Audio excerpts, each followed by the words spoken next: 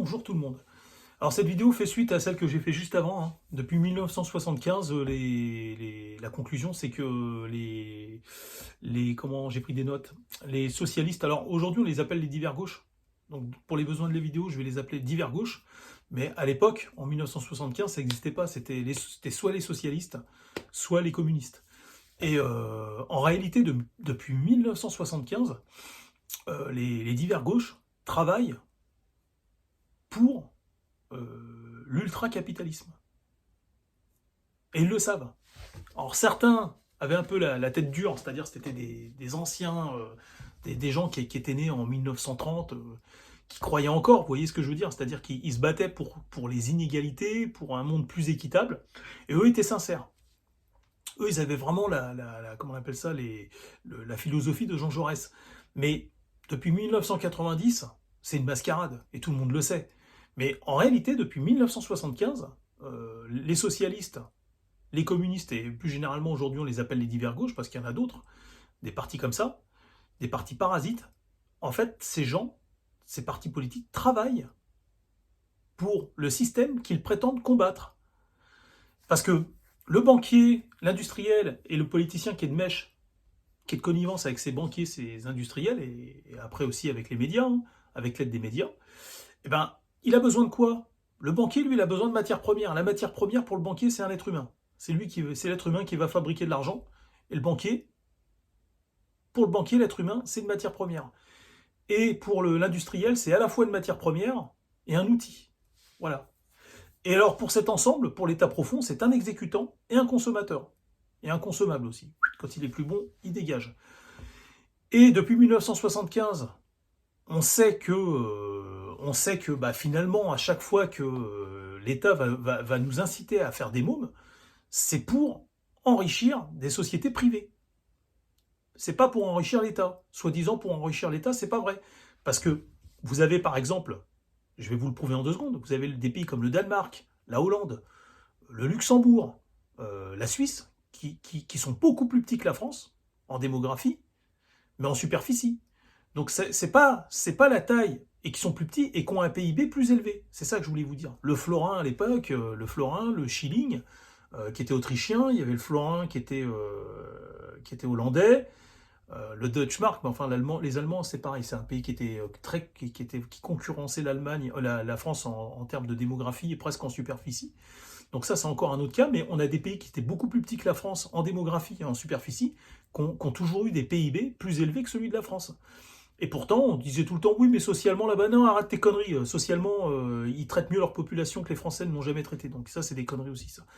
Donc, la France, c'est un pays où les dirigeants s'en sont, depuis la Troisième République, ou je sais plus c'est quoi, là, enfin, depuis Pompidou, depuis 1971, les élites français s'en foutent plein les fouilles. Voilà. Et ils ont fabriqué ce réseau à circuit fermé que tu ne peux pas intégrer. C'est qu'entre eux, quoi. C'est une mafia, quoi. C'est comme une mafia. C'est un groupe. Alors peut-être pas mafia, parce que j'ai pas le droit de le dire, mais c'est un groupe de personnes qui s'accaparent le pouvoir et qui se le refilent. Et donc, le sujet de cette vidéo, c'est que voilà, les socialistes, depuis 1975, les divers gauches, et ils le savent aujourd'hui, enfin, c'est-à-dire que depuis 1990, ils le savent encore plus fort, et ces gens se foutent de la gueule du peuple, quand ils prétendent incorporer ces mouvements politiques et tout. En fait, on a affaire à je vous ai dit, l'ancienne génération, ils étaient sincères, mais les nouveaux, là, qu'on a depuis 1990, c'est des gens qui sont carriéristes, et qui incorporent la politique socialiste, parce que c'est plus facile d'en faire, parce que tu vas toucher au cœur des gens. Aussi, plus le temps a passé, plus ils se sont aperçus que les extra-européens devenaient plus nombreux que les Français, et donc c'était plus intéressant, c'était donc plus facile d'avoir des voix par des extra-européens que par des Français, parce que l'extra-européen est un votant économique et n'est pas un votant de conviction. L'extra-européen ne vote pas par conviction, il vote. Il y en a un à droite, un à gauche. Celui qui est à gauche ne me permet pas de rester, donc je ne peux plus me remplir les poches. Celui qui est à droite me permet de rester, donc de continuer à faire du pognon. Donc il n'y a pas de conviction derrière tout ça, c'est juste un votant économique. Et donc depuis, on va dire 1990, et plus le temps a passé jusqu'à 2025, plus le phénomène s'est accentué, il y a eu une symbiose qui s'est créée entre certains Français de souche opportunistes qui se sont dit, moi je vais faire de la politique facile qui rapporte, voilà, tout le temps en invoquant, tu sais, la conscience, une bonne conscience, le politiquement correct, alors qu'au fond d'eux, c'est juste le fric, et certainement même les nanas qui les intéressent quand c'est des hommes, hein, parce qu'on avait vu toutes les histoires de cul qu'il y a derrière tout ça à chaque fois, que dans tout bord politique de toute manière, et puis l'argent, bien évidemment, que c'est l'argent et la notoriété, hein, parce que quand tu as l'argent, tu as la notoriété. Et il y a une symbiose qui s'est créée entre eux et l'extra-européen a besoin de ces gens-là. Et plus le temps passe, plus on se rend compte que ces gens, en fait, les divers gauches sont néfastes pour les nations dans lesquelles ils œuvrent, et aussi pour l'environnement. Et là, je vais l'expliquer avec les Verts juste après, mais on s'aperçoit en fait que les socialistes, depuis 1975, sont réellement toxiques, nocifs pour les nations et pour la planète. Et là, depuis quelques temps, depuis une quinzaine d'années, on a vu en Allemagne, en Belgique, en Angleterre, les musulmans par exemple, on a beaucoup d'extra-européens, dont des musulmans, hein, beaucoup de musulmans, qui se rendent compte aujourd'hui que tu peux pas faire confiance sur du long terme. À terme, tu pourras pas faire confiance à des Français de souche ou des Européens de souche qui ont trahi leurs propres congénères pour de l'argent, pour un plan de carrière. Donc tu te dis, ces gens commencent à comprendre, ils s'en rendent compte depuis une vingtaine d'années, depuis même beaucoup plus fort depuis une quinzaine d'années, ils se rendent compte qu'il va falloir qu'ils deviennent autonomes, qu'ils créent leur parti musulman ou leur parti extra-européen, parce que tu ne peux pas remettre ta confiance à quelqu'un qui passe son temps à mentir, à manipuler et à trahir les siens. Donc tous ces extra-européens commencent à se désolidariser des Français de souche socialistes, parce qu'ils savent que ce ne sont pas des véritables socialistes, c'est juste des charlatans, c'est un subterfuge, et donc ils vont s'en débarrasser pour avoir leur propre politique, produire leur propre politique. Et donc, j'ai envie de te dire, c'est l'opération papier-cul, quoi. Tu vois, c'est l'opération papier-cul avec les socialistes et les communistes. Opération papier-cul, quoi. Et donc, les Verts, eux, sont carrément...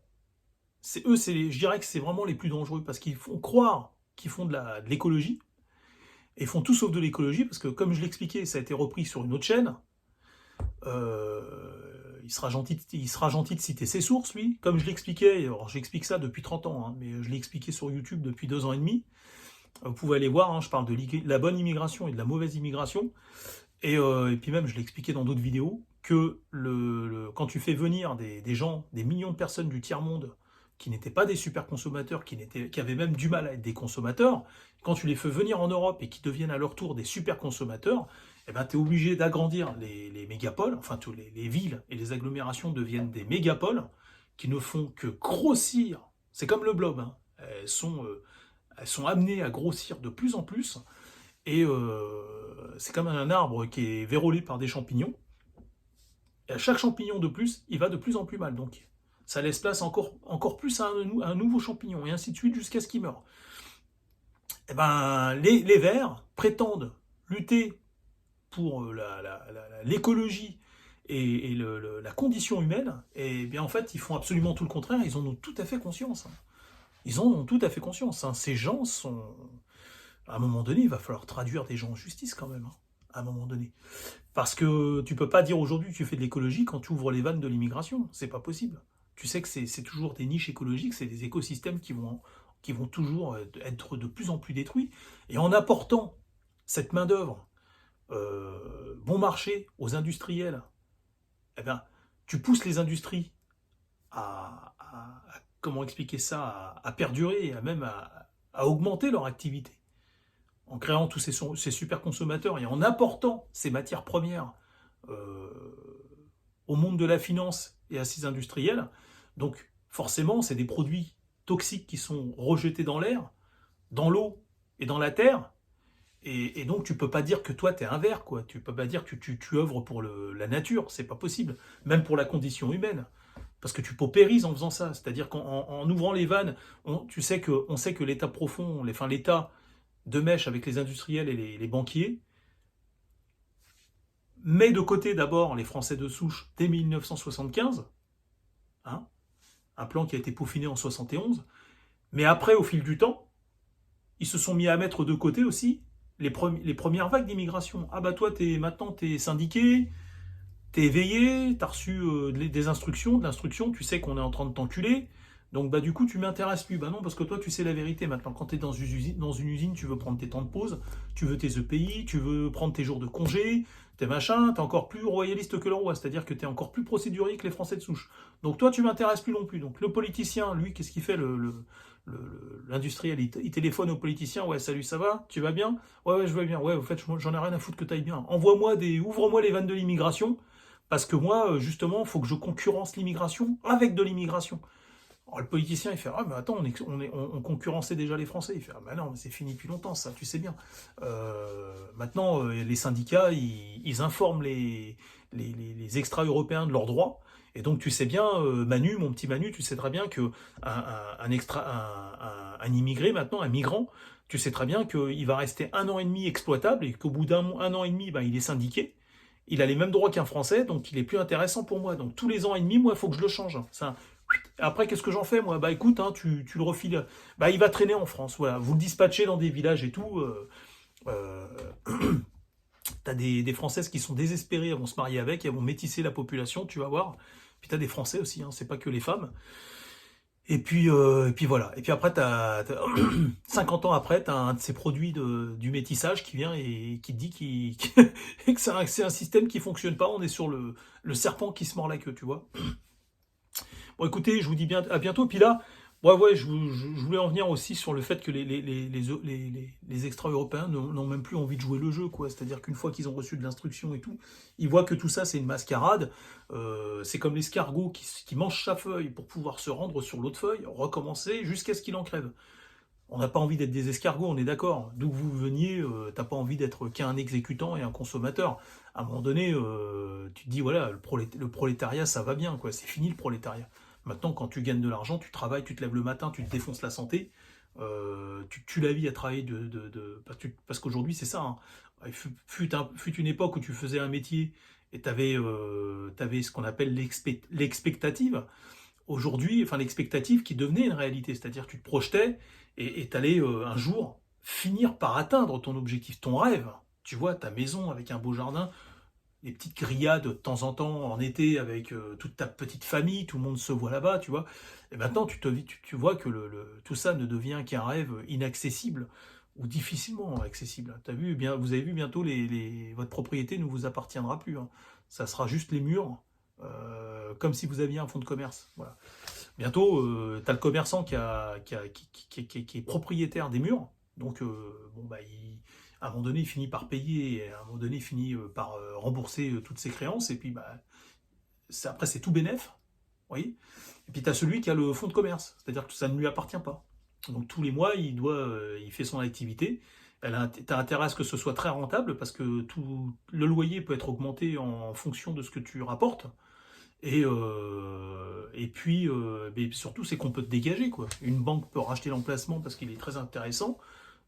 Et donc, aujourd'hui, ils veulent transformer les propriétaires terriens en France en fonds de commerce, quoi, si tu veux. Voilà, ta maison ne t'appartient pas. Elle t'appartient tant que tu payes le bail. Tu vois ce que je veux dire? Je vous dis à bientôt.